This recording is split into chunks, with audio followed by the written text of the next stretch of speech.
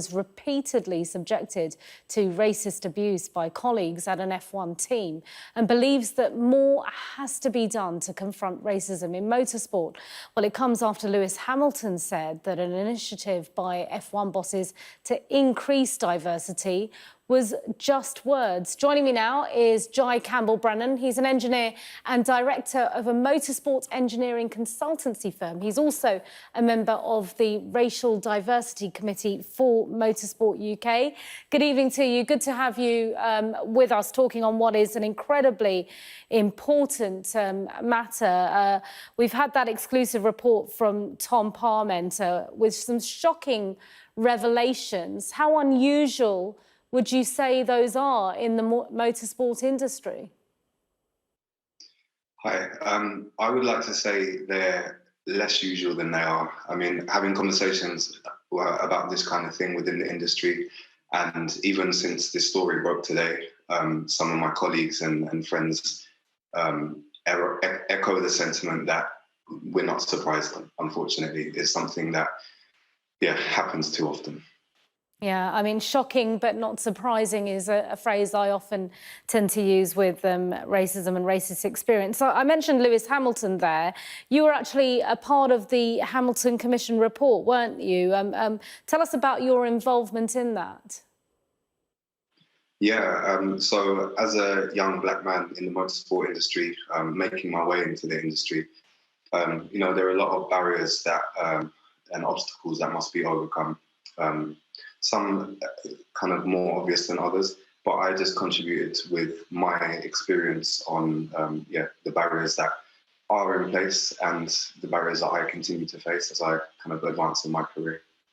Are there many people in motorsport who come from a black background? No, not a great amount, no. You could probably count them on two hands. Yeah, wow, count them on two hands is quite something, given what a huge industry it is, isn't it? So tell us about then what you're doing, because I think you're also providing race support track side. What does that mean, and what do you do then? So there are two elements to my business. I work kind of in the design office side of things, where I specialize in two disciplines called vehicle dynamics and aerodynamics, and also some engineering design. And then there's the more practical, hands-on element of motorsport engineering, which is supporting the car and driver over a race weekend to ensure everything is working at top performance and managed efficiently. Right. Okay. So.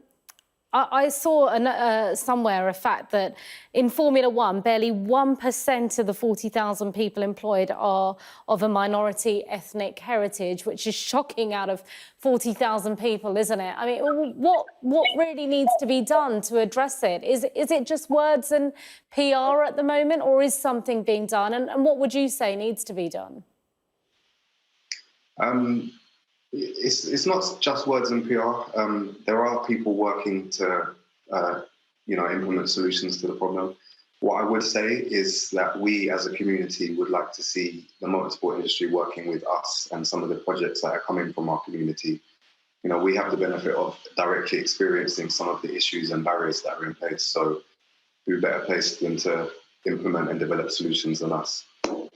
So I think many would agree with me when I say we would like to see the industry engaging more with us to develop and advance the problem.